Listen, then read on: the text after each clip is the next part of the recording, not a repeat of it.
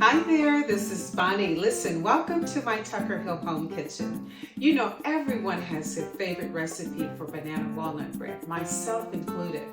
But today I want to share with you my recipe for a banana pecan bread that I think you're absolutely going to love. So here's what you're going to need. You're going to need 3 overripe bananas, and make sure they're overripe. You want to make sure that when you squeeze them like I'm doing here, it gives. You don't want something that's too firm because then you're not going to get the flavor you're looking for. You're also going to need 3/4 cups of all-purpose flour, 3/4 cups of whole wheat flour, 1 tablespoon of baking powder, 1 teaspoon of sea salt, and you're going to need 1/2 teaspoon of baking soda, 1 teaspoon of ground cinnamon, and you're also going to need 1/8 cup of coconut, and you make sure that the coconut is unsweetened. In addition to that, you're going to need 3/4 cups of brown sugar, 2 eggs, and you're going to need 1 cup of gold raisins. Now, when I make my banana walnut bread, I normally will do half and half of gold and dark raisins, but for this recipe, we're going to be using just the gold raisins. So 1 cup of that, 1 teaspoon of vanilla extract, and finally 1 cup of toasted chopped pecans. So we're going to take all of these and we're going to put them together. So let's get started making our banana pecan bread. Okay, to get started, the first thing you're going to do is preheat your oven to 350 degrees. And then we're going to start with mashing our bananas. Now you're going to take a fork, like I'm doing here, and mash them in a bowl. And if they're nice and ripe, this is going to go very quickly. So it's another reason you want to make sure they're overripe. And I know a lot of people make banana walnut bread because they usually buy more bananas than they need. And they're trying to figure out, what the heck do I do with these bananas, because we don't want to be wasteful. So this is a great recipe, a great way to get rid of your extra bananas. You can also make banana muffins. I love the bread. So we're going to go ahead and mash these like I'm doing here.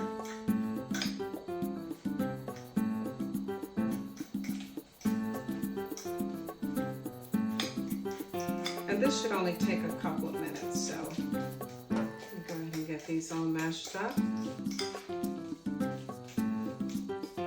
And I find that it's easy to do it with a fork, like I'm doing here.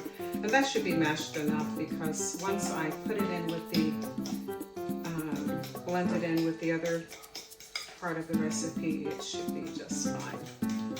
So these are all mashed.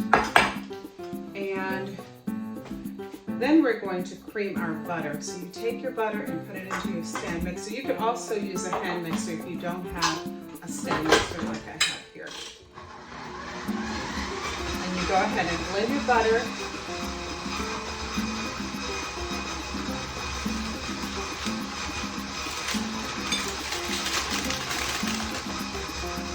And to that, you can go ahead and add your brown sugar.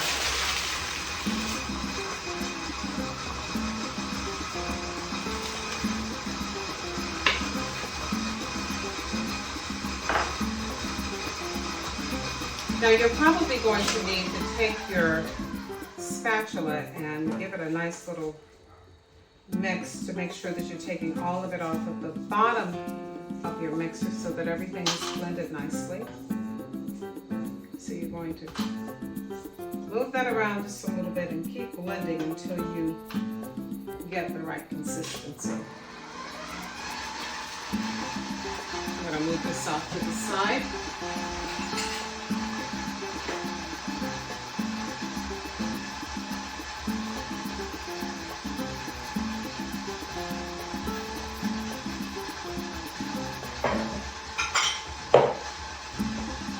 Now I will normally crack my eggs, so you guys know I do this. I crack my eggs into a small bowl and mix them, because every now and again might wind up with a bad egg, and you want to make sure that you don't ruin your mixture because you don't know until you crack it, right? Okay, we're going to give this another little stir, and we're almost there.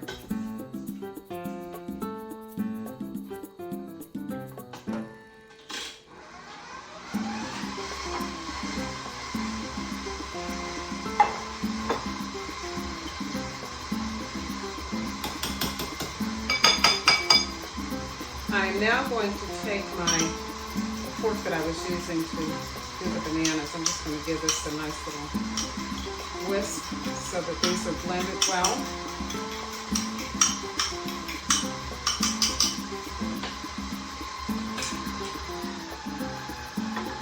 We can go ahead and dump that in.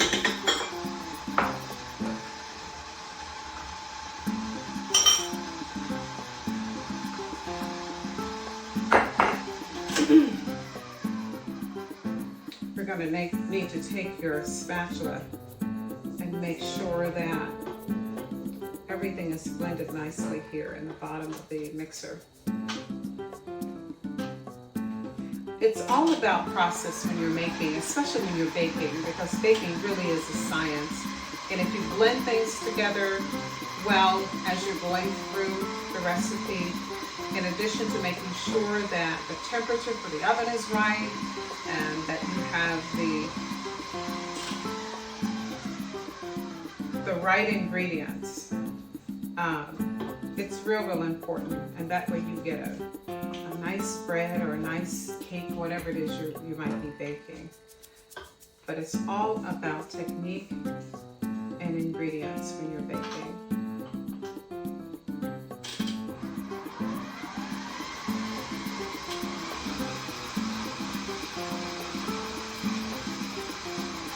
Coming along real nice.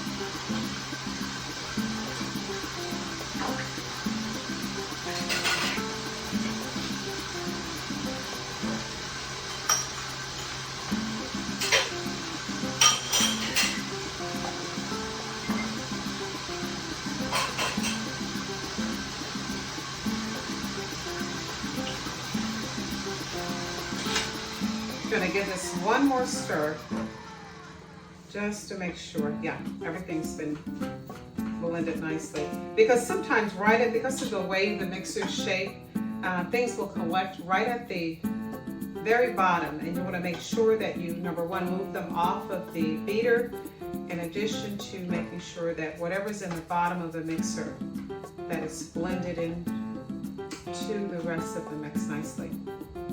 Okay, I'm going to give this one more whirl.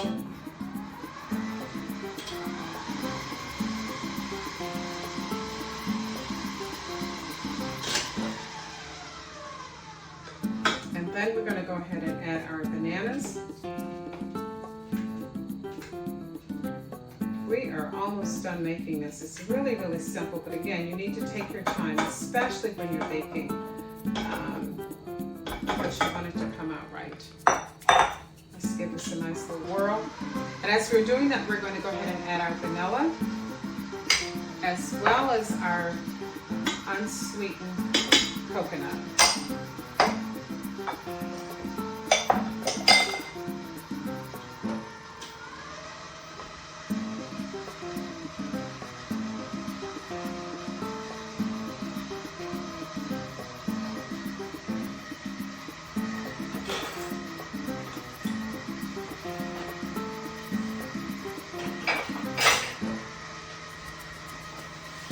Now while we're waiting for this, I'm going to go ahead and spray with a cooking spray the bottom of a loaf pan about this size. This is actually a medium size loaf pan, you can see that. And so you're going to spray the bottom and the sides so that you make sure the bread doesn't stick. And now what I'm going to do is take all of my dry ingredients and I'm going to just take a whisk and blend them together, just like I'm doing here. dump in your cinnamon and dump in the salt, baking powder, and baking soda. You can also sift it, but this is a real, it's really easy to just take a whisk and do as I'm doing here to make sure you get a nice blend. But again, you can also use a sifter, but I'm a lazy cook sometimes. And if it doesn't require a whole lot, I'll just do the simplest thing like I'm doing here. Okay, that's mixed enough. Now here's what you want to do, because you don't want when you form gluten with your mixtures, what happens is it gets tough. So at this point, what I do is I will now take the bowl and pull it down from the stand. Okay, just a little bit out here that you can take off.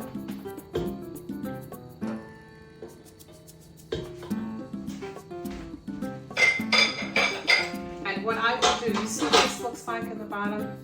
It's all mixed together. And at this point, I'll take my dry ingredients and add them to the bowl. And the rest of this is going to be done by hand. So I'll simply take my dry ingredients and gently fold them into my banana mixture. And again, you don't want to overmix this because you want a nice, tender, moist bread. You don't want it to be tough, and you also don't want it to be dry. And to do that, again, it's all about technique. You can see how I'm folding that in. Just gently fold it in, like you see me doing here. Doing it enough to make sure that all of your wet and dry ingredients are blended together nicely. And it's such a good bread. I love the addition of a coconut. It has more of a, I guess you could say, a tropical feel to it because of the coconut. Now you can also add some lemon if you want another note. It's really up to you. But you see what that looks like? Now that's all blended, and now you're going to go ahead and add your raisins and your pecans. So just dump them in. I'm doing here. Dump them into your bowl, and then you're going to give it a nice little fold like you see me doing here. And again, you don't want to mix it or blend it too much because you want the bread to be nice and tender, moist, and all that good stuff. Okay, so this is what the bread should look like. This is what the mix should look like. You see that? As you're taking your, it's a really, really nice mix. If you take your time, you don't need to rush. Turn on some nice music, whatever your favorite kind of music is. Normally I would be playing music while I'm cooking. Since I'm talking to you, we're gonna go ahead and get this finished up. And then you take your spoon or your spatula and you even it out like you see me doing here. And you're going to pop this baby in the oven. And this is what it looks like before we do that.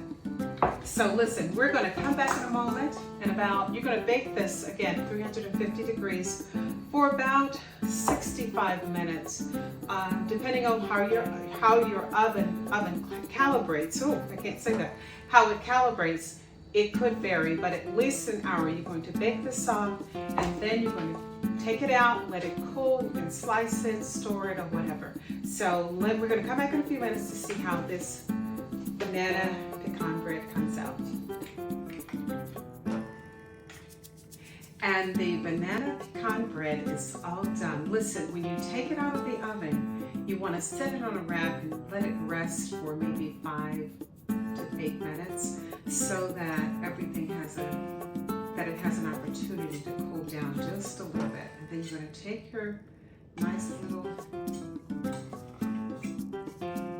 knife like I'm doing here, and then you're going to take it and tip it over onto your cooling rack. And the reason you want to let it sit for a minute is you want to make sure it doesn't separate, because if it's right out of the oven, it's probably going to fall apart. But let's cut into this and see what it looks like. As I said before, it's a really nice moist bread, and you can use this, by the way, for French toast, or you can have it for an afternoon break with a cup of tea. See how beautiful that is?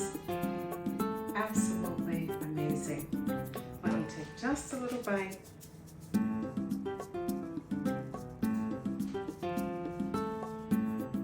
That's real good.